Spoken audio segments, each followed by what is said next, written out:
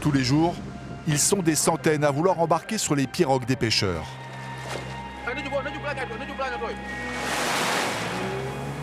Mais ce matin-là, très peu acceptent de prendre la mer.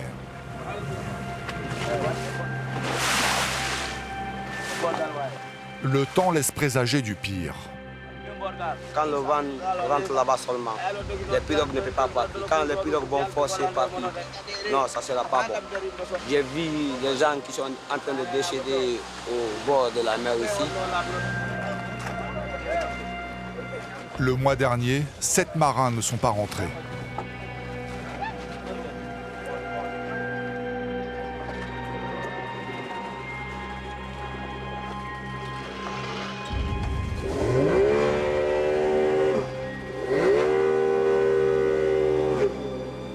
Les grandes pirogues embarquent près de 20 matelots et peuvent ramener jusqu'à 7 tonnes de poissons.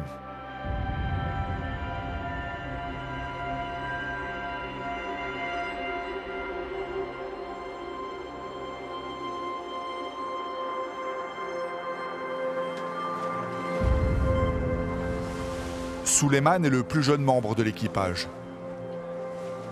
À 14 ans, en principe, il n'a pas le droit de travailler.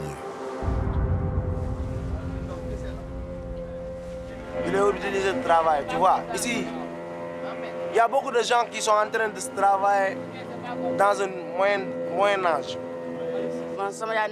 Mon père et ma mère sont morts. C'est pour ça que je vais en mer, pour me faire un peu d'argent et aider mon petit frère. C'est dur de partir en mer.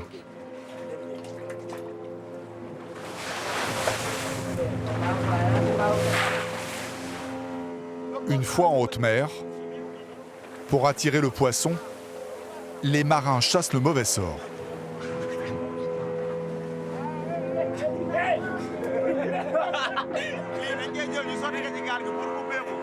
Le matin de bonne heure, juste après avoir embarqué, je verse du lait dans la pirogue et autour. Je fais ça pour chasser les mauvais esprits.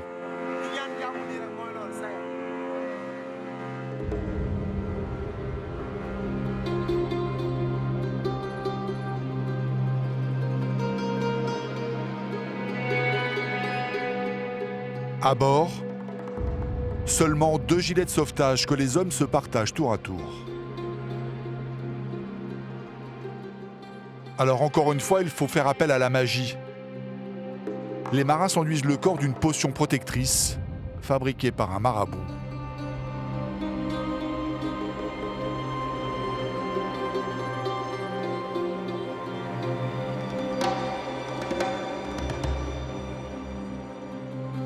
La navigation se fait sans instrument ni GPS. Au jugé.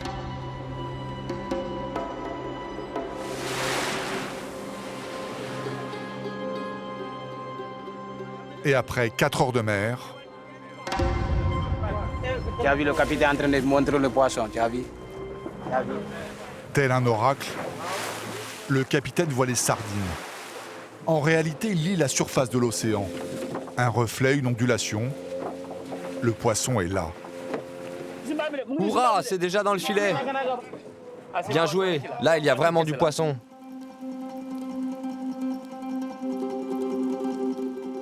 C'est le moment pour Souleymane de prouver sa valeur. Il doit se jeter à l'eau et faire le plus de bruit possible avec ses pieds et ses mains, afin d'empêcher les sardines de s'échapper du filet.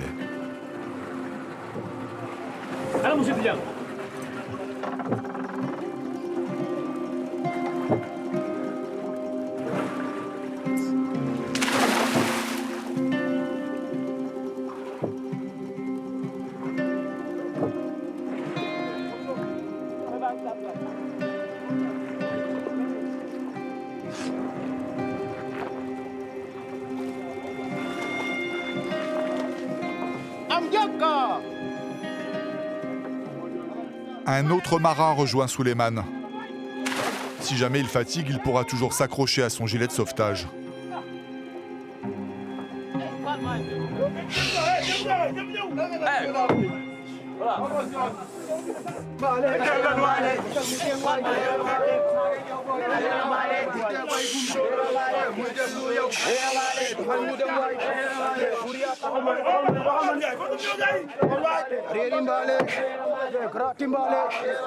Le bruit sert à faire peur aux sardines.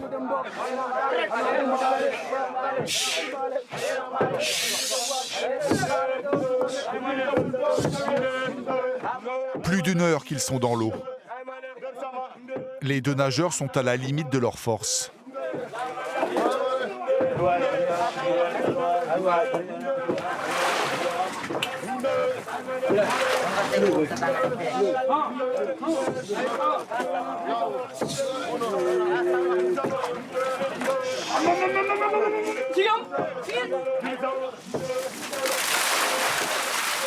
Tout ça pour ça.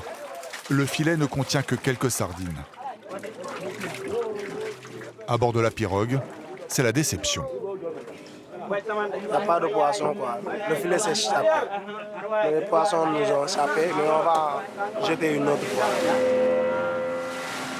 Il faut repartir, toujours plus au large, l'œil du capitaine scrutant la surface de l'océan. Payé à la prise, aucun des matelots ne peut se permettre de rentrer bredouille.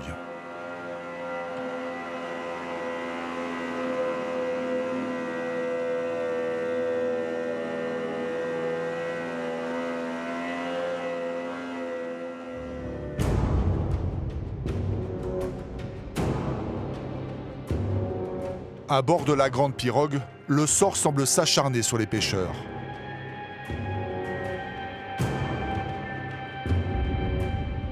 « 8 heures qu'ils sont en mer.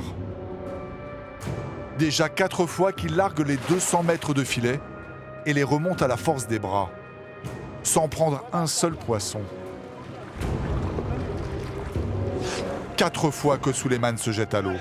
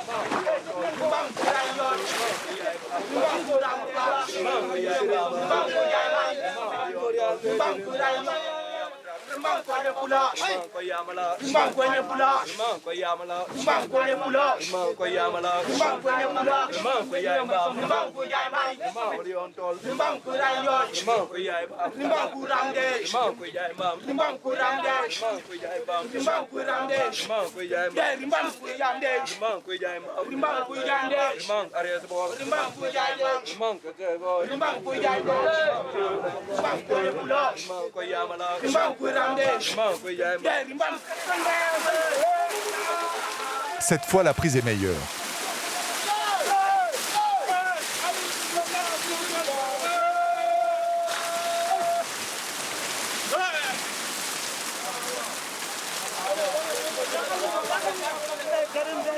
Tout le monde sourit, mais la pirogue est loin d'être pleine, comme ces jours fastes où chacun est assuré de toucher le prix de sa peine. Aujourd'hui, la pêche couvre tout juste les frais du voyage. Les marins payés à la commission ne toucheront que 3 €.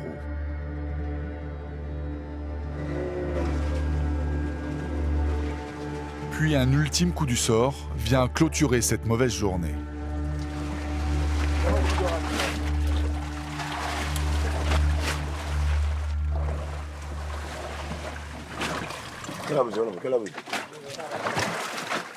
La côte est encore à 20 km.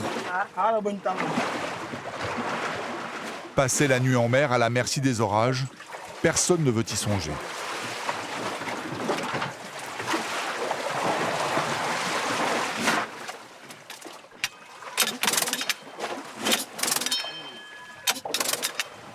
Le moteur a respiré de l'eau.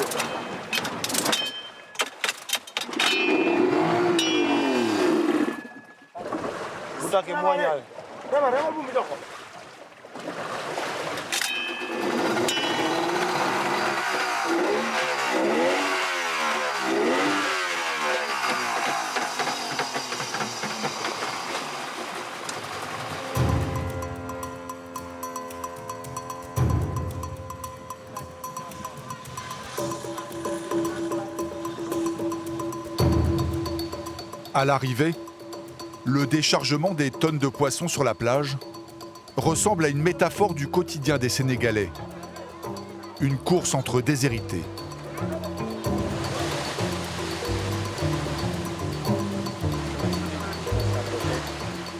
Des centaines de porteurs viennent proposer leurs services aux pêcheurs. Il y a des caissemans, eux, ce sont des transporteurs. Chacun, on leur paye 150 chaque caisse qu'il amène. On ne respecte pas les queues, il n'y a pas de queue. Parfois, il y a des accidents, parfois, ils versent les poissons et les pêcheurs sont fâchés. La règle est simple. Premier arrivé, premier servi. Donc c'est la foire d'empoigne pour quelques centimes.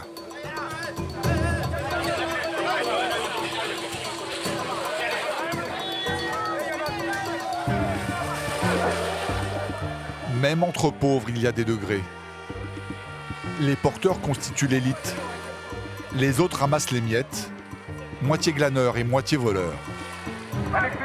J'essaie d'attraper les poissons qui tombent de la pirogue. Je les mets dans mon sac. Je les attrape un par un. Des fois ça marche, mais d'autres fois non.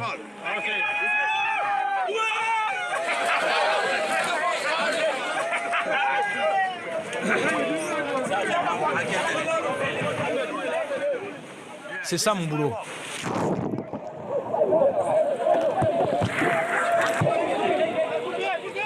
Ils sont des dizaines à vouloir récupérer du poisson. Les pêcheurs tentent de les maintenir derrière une corde.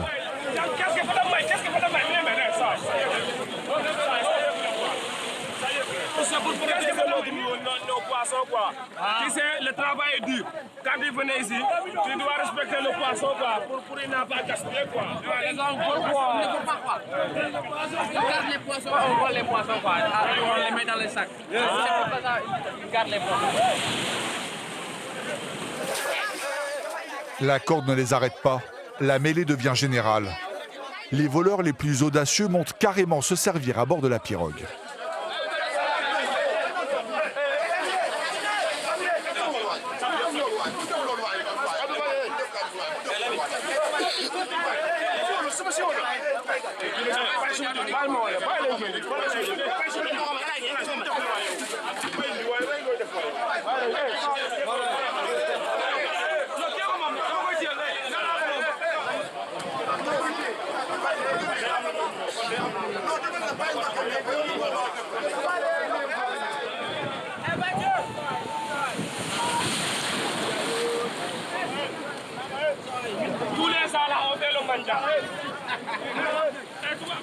De cette économie de la survie, chacun s'efforce de garder la tête hors de l'eau. Quant au poisson, pas sûr qu'il arrive très frais à sa destination. Après avoir mariné des heures dans les pirogues, il est stocké à même la plage, sans glace, ni chaîne du froid. Vous voyez les poissons là qu'on pêche au Sénégal, on les vend à Dakar, partout en Chine, en Mali, Guinée, Burkina, tout.